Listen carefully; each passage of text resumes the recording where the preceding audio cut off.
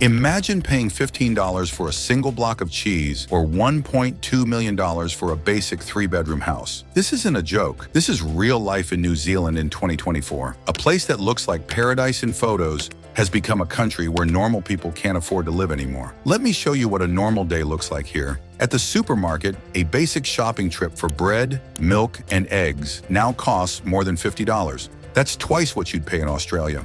Our houses are now so expensive that a normal worker would need to save every dollar they earn for 15 years just to buy an average home. This isn't just made-up numbers. These are real facts that are forcing record numbers of New Zealanders to leave their home country. In the last year alone, more than 47,000 Kiwis packed their bags and left New Zealand for good. That's enough people to fill a small city. They're not leaving because they want to. They're leaving because they have to. When teachers, nurses, and even doctors say they can't afford to live here anymore, you know something has gone very wrong. In this video, I'll show you exactly why living in New Zealand has become so hard for normal people. We'll look at the real numbers behind our housing crisis, why our food costs more than in New York, and why even people with good jobs are struggling to make it work. If you've ever wondered what's really happening in this corner of the world, this is the truth you need to hear. Let's start with a shocking number. The average house in New Zealand now costs $905,000. Think about that for a minute. For a normal Kiwi family earning $89,000 a year, buying a house has become nothing but a distant dream. Back in 1980, you could buy a house for about 3 times your yearly pay. Today, you need at least 10 times your yearly income, and in cities like Auckland, it's even worse. But what if you just want to rent? Well, that's another painful story. The average rent in Auckland has hit $650 per week. That's $2,600 every month just to keep a roof over your head. In Wellington, our capital city, renters are paying $580 per week for a basic 3-bedroom house. To make this real for you, if you earn the average wage, more than half of your take-home pay goes straight to your landlord. The housing shortage has made everything worse. Right now, New Zealand is short of 40,000 homes. This means many families are stuck living in garages, cramped motels, or sharing houses with multiple families. In fact, 4,000 Kiwi families are currently living in emergency housing. That's the highest number we've ever seen. Remember when young couples could save up for their first home?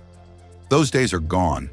Banks now want a 20% deposit before they'll even talk to you. For an average house, that means saving $181,000 just for the deposit. Even with 2 people working full-time jobs, saving this much money takes years, especially when you're paying high rent at the same time. Foreign buyers played a big part in this mess too. Before the government banned them in 2018, overseas investors bought up thousands of homes, driving prices up even further. Even though they can't buy anymore, the damage is done. House prices doubled in just 7 years from 2015 to 2022, while wages only went up by 14%. Here's what this means for real people. Sarah and Tom, both teachers in Hamilton, have been saving for 5 years. They live in a tiny 1-bedroom apartment, barely eat out, and haven't had a holiday in years. Even with all this saving, they're still $50,000 short of a deposit. Their story isn't unique. It's becoming the norm for young Kiwis. The government tried to help by building more homes through their Kiwi Build program. The goal was 100,000 new homes in 10 years. But after 4 years, they've only built 1,366 houses. That's not even close to what we need. For many Kiwis, the housing crisis has killed the dream of ever owning their own home. People in their 30s and 40s are still renting, still sharing houses with roommates, and still watching their savings get eaten up by rising rents. This isn't just about houses. It's about losing hope in the Kiwi dream of having a place to call your own. After seeing how impossible housing has become, there's another big problem making life hard in New Zealand: the cost of just staying alive. Recent numbers from Stats NZ show our food prices have gone up faster than anywhere else in the Western world. In just the last year, prices jumped 12.5%, the biggest rise since 1987. Let me take you through a normal shopping trip here. A block of cheese now costs $15.50. That's 3 hours of work on minimum wage just for cheese. A basic basket of groceries, milk, bread, eggs, some meat, fruits, and vegetables, now costs $280 a week for a family of 4. That's $1,120 every month just for basic food. 5 years ago, this same basket cost $190. But it's not just food making life hard. Power bills now average $250 a month, up from $180 just 2 years ago. In winter, when homes need heating, many families pay over $400 monthly. Water bills add another $100, internet costs $90, and a basic phone plan is $40 per person. Add it all up, and a normal family spends about $500 just on basic bills each month. Getting around keeps getting more expensive too. Gas prices hit $3.15 per liter in most cities, the highest ever. Taking the bus isn't much better. A monthly pass in Auckland costs $215, more expensive than cities like Melbourne or Toronto. Many people are now walking long distances because they can't afford transport. Here's a real example that shows how bad things are. A family earning $95,000, the average wage, takes home about $6,200 after tax each month. But $2,600 goes to rent, $1,120 to food, $500 to bills, $400 to transport, and $200 to basic health care. That leaves just $1,380 for everything else: savings, clothes, school costs, and any emergencies. Compare this to Australia, where the same basket of groceries costs 30% less, wages are 25% higher, and rent takes up less of people's pay. It's no wonder more than 47,000 Kiwis left for Australia last year, the most since they started keeping records. A full-time worker in New Zealand makes about $89,000 a year, but after paying taxes, they only get $5,400 each month in their bank account. Just 5 years ago, this money was enough to live well. Now it barely covers the basics of staying alive. Something really unfair is happening with money in New Zealand. While prices of everything went up by 7.2% last year, people's pay only went up by 3%. In simple words, things are getting more expensive much faster than people are getting paid. Take normal jobs. A teacher starts at $60,000, a nurse makes $65,000, and even someone working with computers for 5 years makes $85,000. In Australia, these exact same jobs pay almost half more, which is why over 47,000 Kiwis moved there last year. The tax problem makes everything worse. If you make more than $70,000, the government takes 33%. Then there's another 15% tax on everything you buy. From someone making $89,000 a year, the government takes $22,000. That's like working for free from January to April just to pay taxes. Saving money? Most people can't anymore. A big bank survey found that 62% of Kiwis have less than $5,000 saved. When something breaks, like a car or washing machine, people have no choice but to use credit cards or borrow money. This is why the average Kiwi now owes $168 for every $100 they make, the highest ever. Here's what this means in real life. From that $5,400 monthly pay, $2,600 goes to rent, $1,120 to food, $500 to bills, and $400 to transport. This leaves about $780 for everything else: saving for a house, emergencies, clothes, and any fun in life. As one bank worker said last month, "I'm seeing normal, middle-class families running out of money days before their next pay comes in. This has never happened before." The strain on New Zealand's basic services is reaching a breaking point. Our hospitals are so full that 33,000 people are on waiting lists for surgeries. In Auckland's main hospital, people are waiting up to 13 hours in emergency rooms. Doctors recently shared that they're treating patients in hallways because there aren't enough beds. Public transport tells another sad story. Auckland's trains break down twice as often as they did in 2019. Bus services in Wellington canceled 250 trips last month alone because they can't find drivers. They're all leaving for better-paying jobs in Australia. The average Kiwi now spends 95 minutes getting to and from work, up from 65 minutes in 2018. Schools are struggling too. Public schools now ask parents for donations of $1,200 per year to cover basic costs.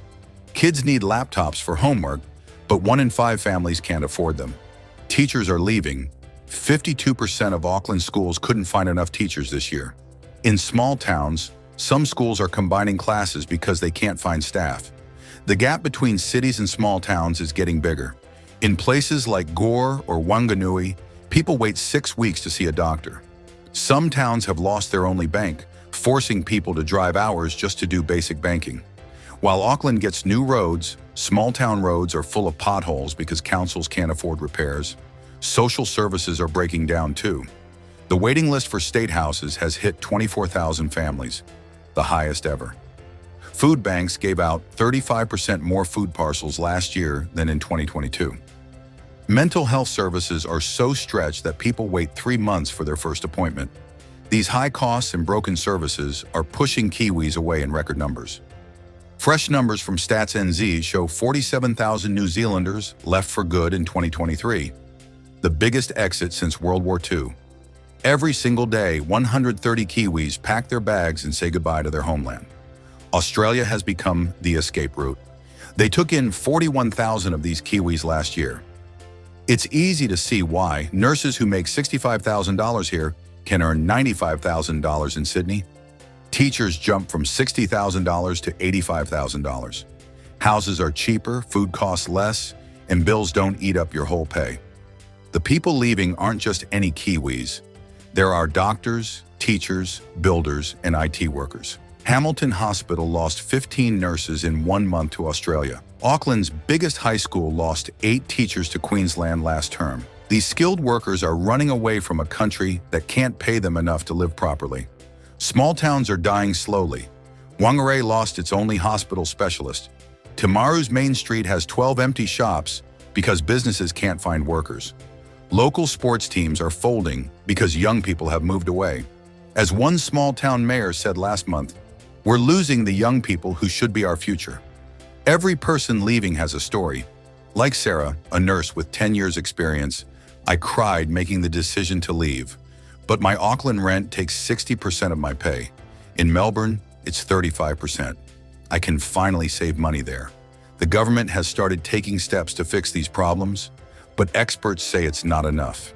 Their Kiwi Build program promised 100,000 new homes, but only built 1,366 in 4 years. The recent foreign buyer ban stopped overseas investors from buying houses, but prices are still too high for most Kiwis. Some solutions are starting to appear. The Reserve Bank projects housing prices will drop 10% over the next 2 years. New laws now force councils to allow more apartments and townhouses, which could create 105,000 new homes in the next decade. Big changes in tax rules might help too. From 2024, landlords can't claim tax benefits on rental properties anymore. Housing experts predict this could bring house prices down by 15%. The government's also planning to cut GST on fresh food, which could lower food costs by 10 to 12%. But economists warn these fixes are just band-aids. Real change needs bigger steps. Building 30,000 new homes every year, raising minimum wage $25 per hour, and bringing in rent controls like they have in Australia. As one housing expert put it, we need to rebuild New Zealand's dream of affordable living, or we'll keep losing our people. Even if all these changes happen, experts say it'll take 5 to 7 years before living in New Zealand becomes affordable again. For many Kiwis, that might be too long to wait. New Zealand's story today isn't just about pretty landscapes anymore. It's about survival. A house costing $905,000, weekly rent of $650, $15 for cheese, and basic bills eating up most people's pay. This is the real New Zealand of 2024. With 47,000 Kiwis leaving last year alone, the message is clear. Paradise comes with a price many can't afford anymore. Changes are coming, but they're moving too slowly. While the government talks about solutions, another family struggles to pay rent, another nurse leaves for Australia, and another small town loses its young people. For a country that once promised the Kiwi dream of a good life for honest work, we face a simple choice: make big changes now, or watch more Kiwis forced to find their dreams somewhere else.